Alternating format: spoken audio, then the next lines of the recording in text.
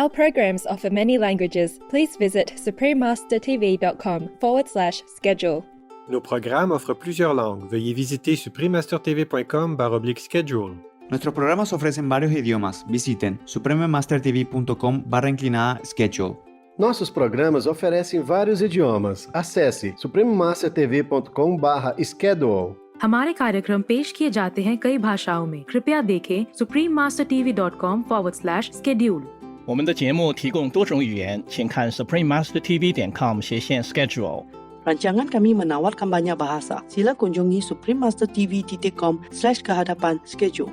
برامجنا متوفرة بالعديد من اللغات. يرجى زيارة suprememastertv.com/schedule. Наши программы предлагают много языков. Пожалуйста, посмотрите suprememastertv.com/schedule. รายการของเรามีให้หลายภาษาโปรดดู suprememastertv.com/schedule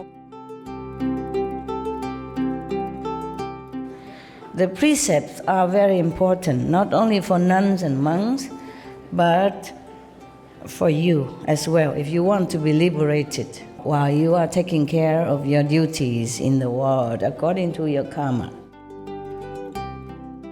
Please continue watching to find out more. Supreme Master Ching Hai's lectures are not a complete meditation instruction. Please do not try alone. For free of charge guidance, please visit godsdirectcontact.org or contact any of our centers near you. Today's episode will be presented in English with subtitles in Arabic, Aulasis, also known as Vietnamese, Bulgarian, Chinese, Czech, English, French, German, Hindi, Hungarian, Indonesian, Japanese, Korean, Malay, Mongolian, Persian, Polish, Portuguese, Punjabi, Romanian, Russian, Spanish, Telugu, and Thai.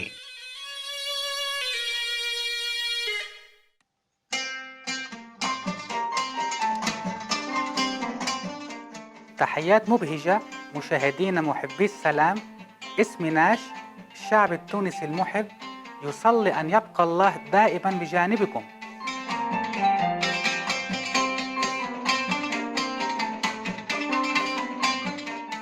تقع تونس على الساحل البحر المتوسط في شمال غرب أفريقيا، في منتصف الطريق بين المحيط الأطلسي ودلتا النيل، وتعتبر بوابة بين أفريقيا وأوروبا.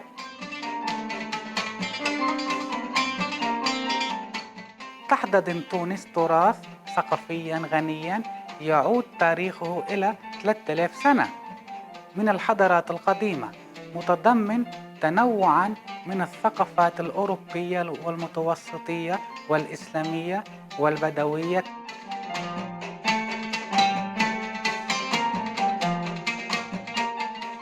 المناخ اللطيف للساحل الشرقي للبحر الأبيض المتوسط قد شكل شواطئ زرقاء ياقوتية وأرض صالحة بامتياز لزراعة الزيتون.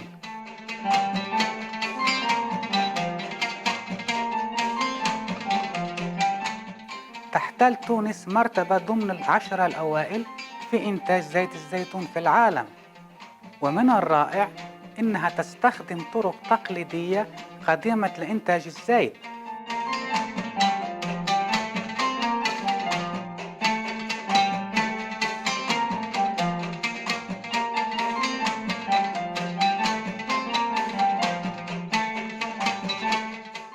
وتتمتع بالصحراء الصحارى الرائعة جنوب البلاد. هناك يفتن الزوار بالمشاهد المذهلة للكثبان الرملية التي تنحتها الرياح، وغروب الشمس الصحراوي الذهبي، والليالي المليئة بالنجوم الخاطفة للأنفاس.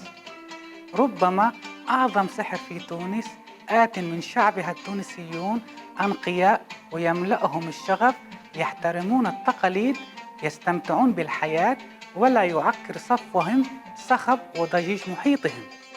هنا حيث يمكن للجميع العثور على سعادتهم الخاصة. يسرنا أن نقدم لكم لمحة موجزة عن تونس ساحرة القلوب. مشاهدينا الطيبون، نحن نصلي لكي تتحقق رؤياكم وأحلامكم الرائعة.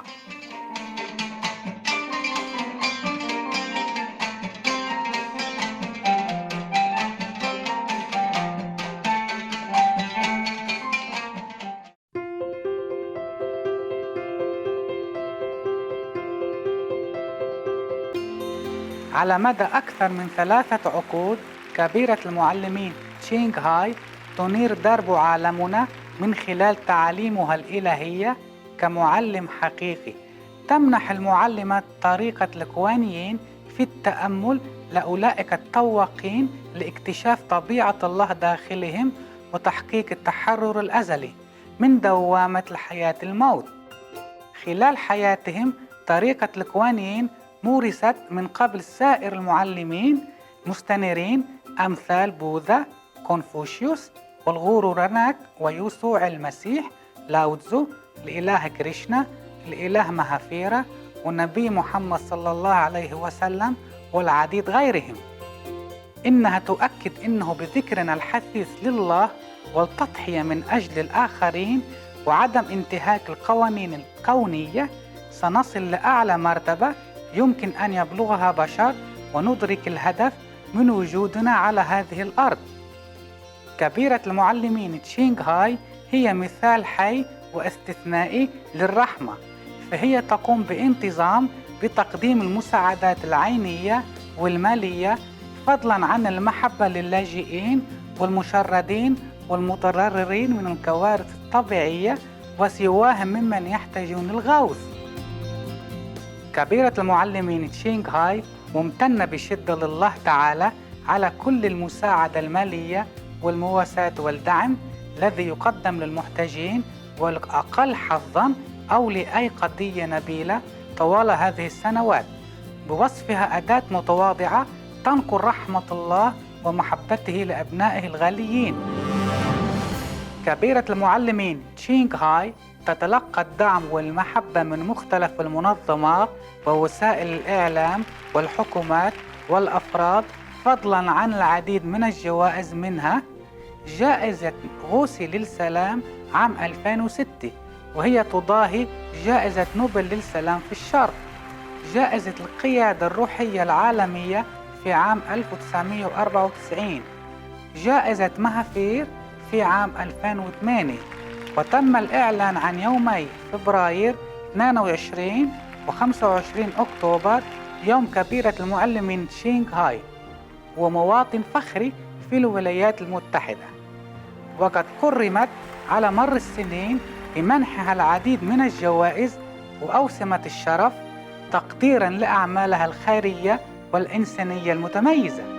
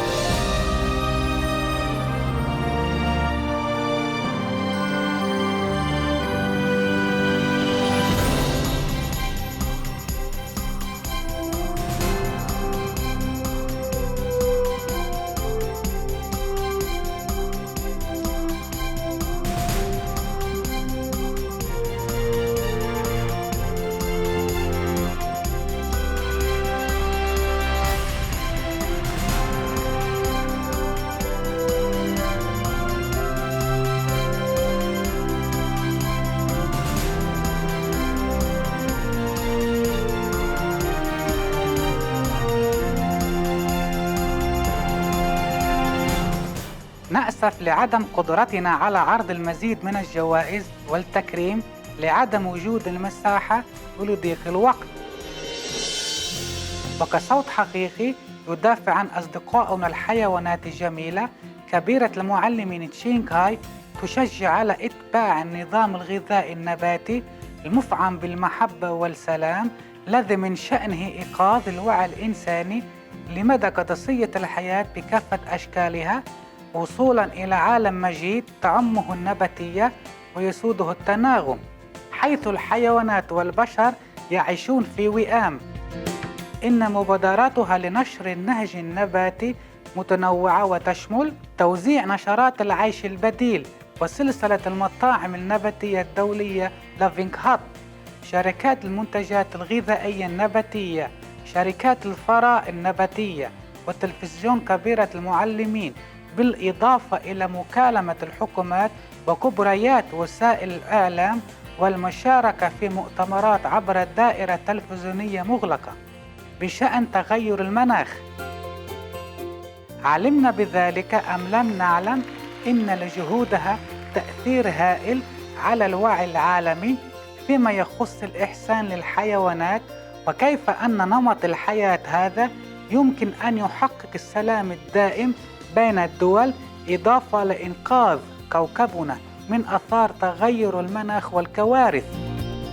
على مر السنين جابت كبيرة المعلمين تشينغهاي العالم من الأمريكيتين إلى أفريقيا ومن أوروبا إلى أوقيانوسيا، وألقت مئات المحاضرات أمام الجمهور وتلاميذها متناولة باقة متنوع من المواضيع الروحية.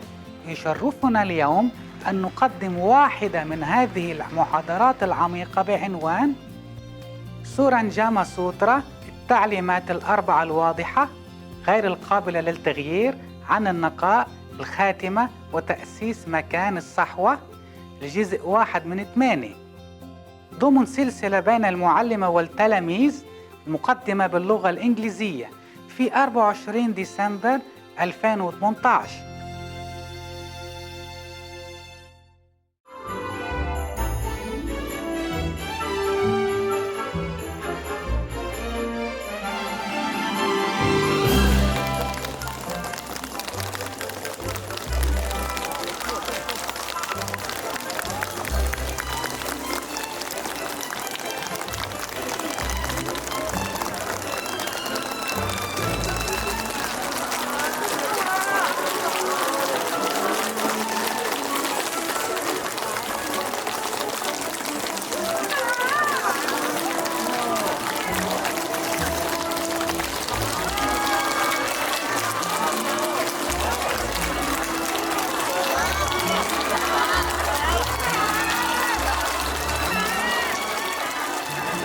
Hello there.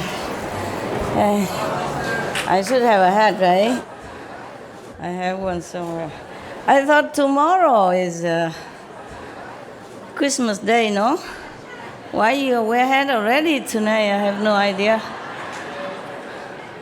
I was going to wear, but I thought we save it for tomorrow. Tomorrow I wear it to make up, okay, huh? Make up for today. How are you? Yeah. 大家好。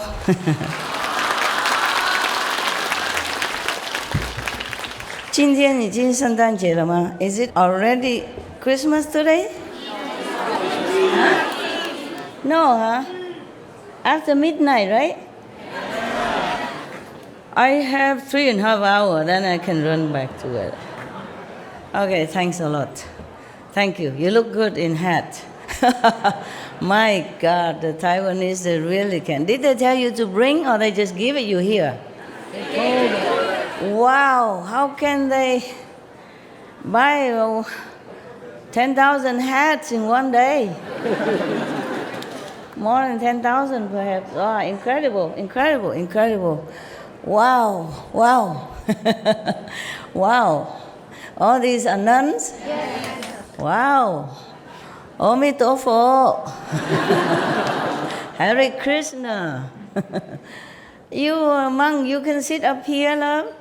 Monk, missionary, you can come up, sit here. Yeah, are you a missionary? No, then you sit there. Only for monks and nuns. Just to respect their wish to be alone. You can sit on there, it's softer and warmer. You left everything at home. At least you can have a little comfortable here. If it's you, you would want to be comfortable. So just make them comfortable as you are.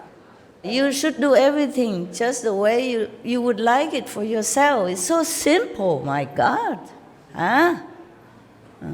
If you're uncomfy, you can also come up and sit a little bit higher.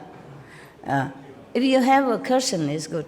You should take care of yourself, okay? Because you are many, I'm only one. I can't take care of all of you, huh? For the elderly, you should take better care. You know why?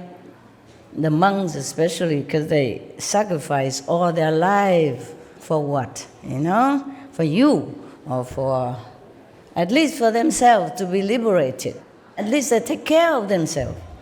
The elder monks and nuns, they have spent all their lives in asceticism already, okay?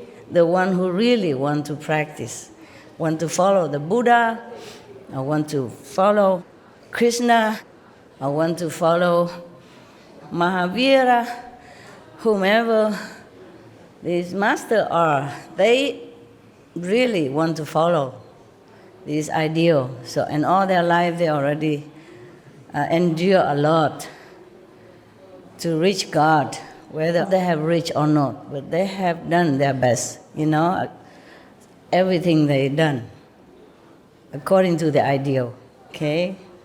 So we, especially the elder monks and nuns, you know, they have been enduring all their lives already, so it's better we take care of them. When we were younger, we're invincible, yeah? And when we're older, it's more difficult to adjust to different conditions. I keep telling you all the time. Yesterday I wanted to tell you something, and I tell you now before I forgot. I just say something, remember, like in the white magic? Because you were talking about trees. Remember that somebody touched some trees here, and then he felt the vibration, you know, whatever that is, the blessing or the response, the love, whatever he felt. The tree, and he called that maybe Buddha tree. Yeah, all the trees are Buddha's tree, or magic trees. If you have respect for them, they respond, and they help you also, yes. I remember some other people will come and talk to the trees and all that, and have a wishing come true, their wish come true and stuff like that, because remember last time I told you the story about the kusha grass gods, yeah, there was Shakyamuni Buddha, one of his reincarnation. You were not there. Oh, you forgot already. All right, so simple. Every grass, you know, like big, maybe a group of grass, every tree has spirit of some kind that dwell in it. Yeah, take care of the tree, or that is their dwelling place. They are assigned to stay there, and that's their home. Yes, and they do bless the surrounding as their job. Just like police or something, he's assigned to some special station and give him a motorcycle, something like that to work with. Now, trees, they do have their magical power, their healing power, loving power, and they do help you with advices and all that even, but you, the deaf, don't hear nothing, see nothing. Yeah. So one of your brothers touched one or a tree, and then he felt something from the tree. Now you know what I'm saying is true, yeah? You heard it yesterday, right? Now you know, at least you, the one who experiences, know that what I told you is the truth. I tell you the truth all the time. But at least that, in that aspect, you know one truth, okay? We sometimes don't believe the Master until we experience it ourselves. Never mind, I'm very patient, okay? Very, very, very patient. I wait for you eternally until you know it yourself.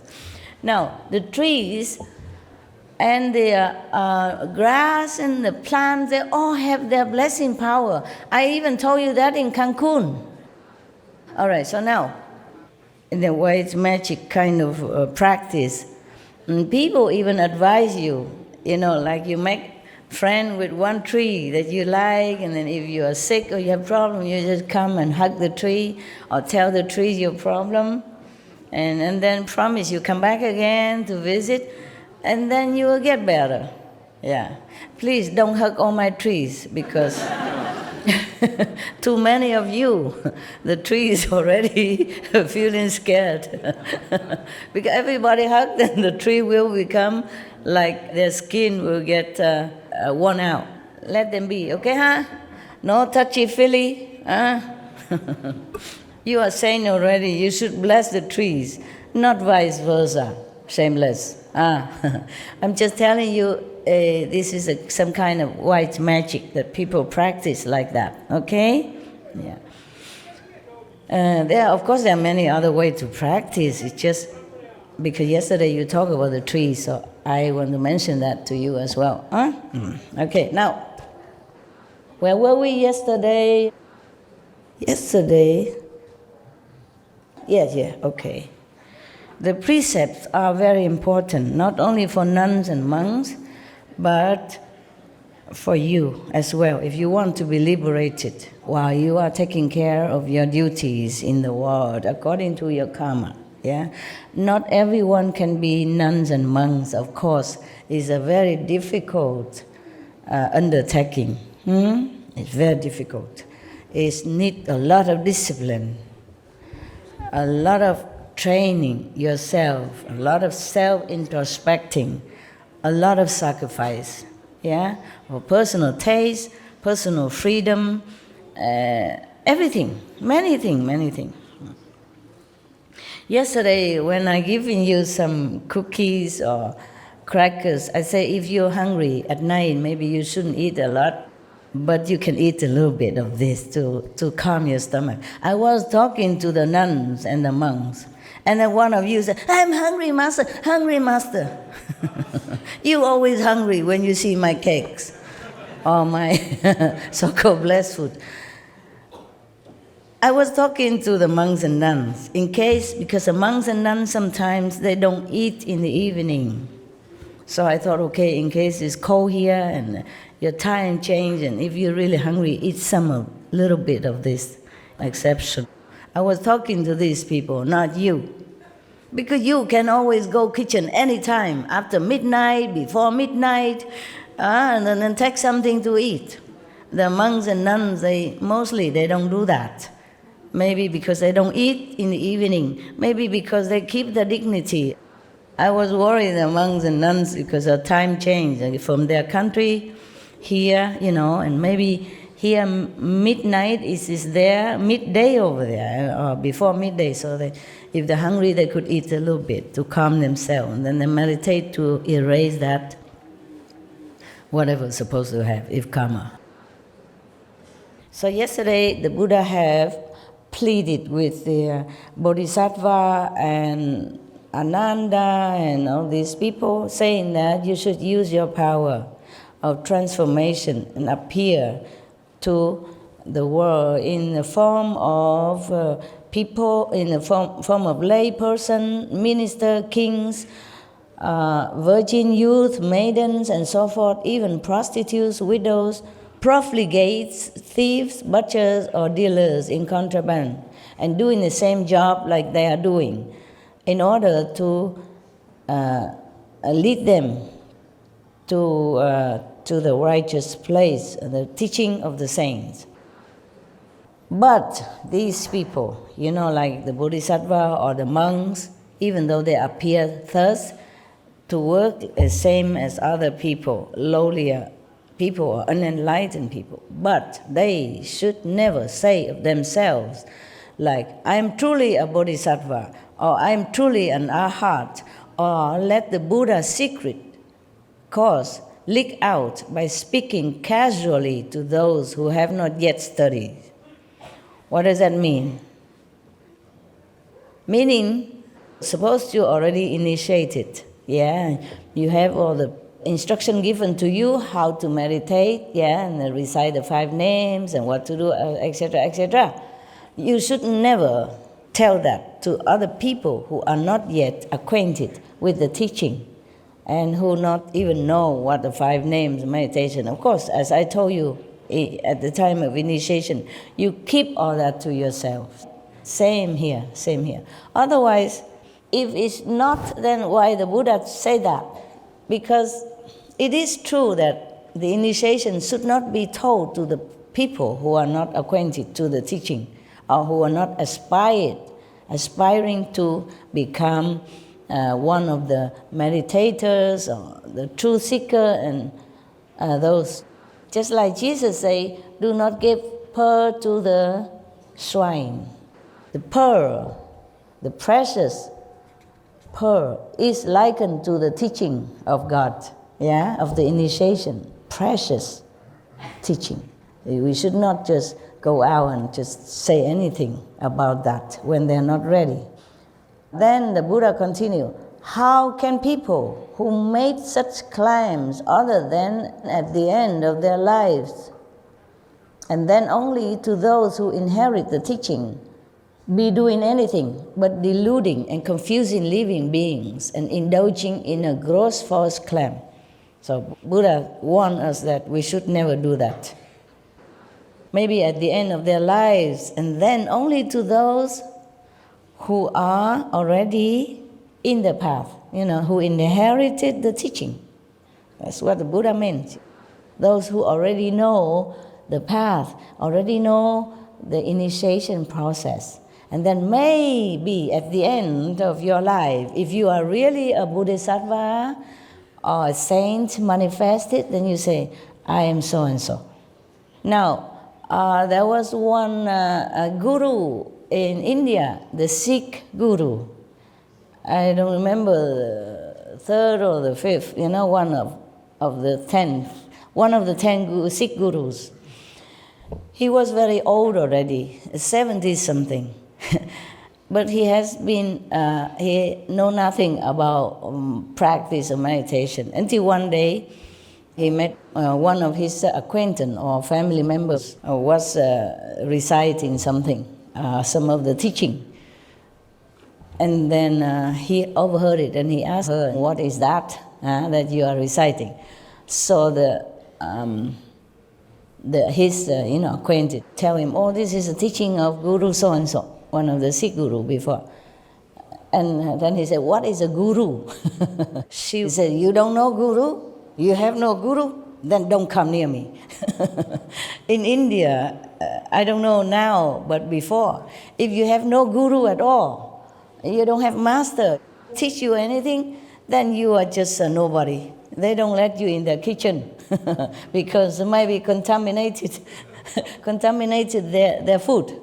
Even the shadow, your shadow, if you have no guru, no master who teach you, real master teach you anything, they don't let even your shadow fall into their food or in their house or their kitchen like that. They worry that your impurity, your karma, which have not been cleansed by the master power, by the initiation process, even your shadow will contaminate their energy of the houses or of the kitchen. The people who are not initiated never allow in the kitchen in any case. That bad. In Vietnam, we also say if somebody has no religion, no religious belief, they say, oh, you are the atheist, the non-believer. That means very bad. Kind of a degrading, remark. No respecting remark. Yes, because only the people who believe in karma, who believe in bad and good, this is trustworthy, according to the Vietnamese, tradition. Because if somebody believes nothing, don't worry about the bad consequences of his karma, of his actions. That means he could do anything because he has no principle to hold his action to be in a straight way or moral standard. Then he could harm you without even caring about the consequences. That's why people say, if you're no religious or no believer, mean you're bad, untrustworthy. very scary people. That's what they meant. You understand? Yes. Because if you fear God, you fear karma, consequences, then of course you will always try to do good things. Because you worry about the consequences of bad karma. But if you don't know nothing, you don't believe nothing, no master teach you, no religious principle, then you do anything. You see, and then you don't worry.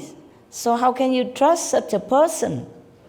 It's just like somebody in the society who don't care about the law, who not worry about the police, or who don't care whatever happened, whatever he does. So he can just go to steal or maybe harming people without caring. It's not trustworthy. That's what it is. So the Buddha say that whoever claim himself to be a bodhisattva, except at the end of their life, when they have to review themselves, if they really know they are bodhisattva, and they reveal themselves to those who are already in the path, then it's okay. If not, then they are just deluding themselves and others. And that's a very bad false claim, which is one of the greatest lies. Thus, when you teach people in the world to cultivate samadhi, they must also cease all lying. This is the fourth clear and unalterable instruction on purity given by the thirst come ones and the Buddhas and the world honored ones, forever, in the past and now. Therefore, Ananda, one who does not cut off lying is like a person who carves a piece of human excrement. Yesterday we told already, and hoping that it will smell like sandalwood. And already yesterday the Buddha said, if you lie, especially you lie about your spiritual attainment, then it's like a poor person who claimed to be the emperor, and then his head will be chopped off. Very dangerous. So you like cutting off your enlightenment possibility now and in the future if you tell lie. This is a problem. Some people, it's just habit to tell lie. They don't even realize they're telling lie. Or they just make some excuses, and then to tell it as if it's true. And they think their excuse is valid anyway. Even though they know it's just an excuse, it's not valid at all. They still say an excuse. And that is also lying. When you know it's not true, you just make up an excuse to cover up your action. Then it's no good.